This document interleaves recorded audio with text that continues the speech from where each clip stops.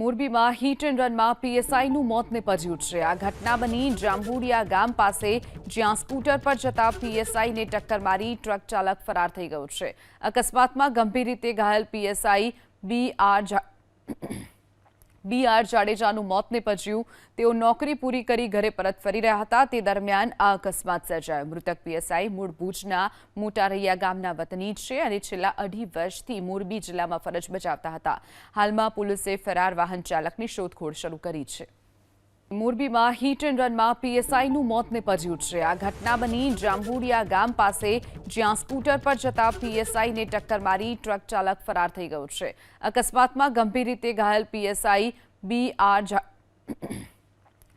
જાડેજાનું મોત નિપજ્યું। તેઓ નોકરી પૂરી કરી ઘરે પરત ફરી રહ્યા હતા તે દરમિયાન આ અકસ્માત સર્જાયો। મૃતક પીએસઆઈ મૂળ ભુજના મોટારૈયા ગામના વતની છે અને છેલ્લા 2.5 વર્ષથી મોરબી જિલ્લામાં ફરજ બજાવતા હતા। હાલમાં પોલીસે ફરાર વાહન ચાલકની શોધખોળ શરૂ કરી છે।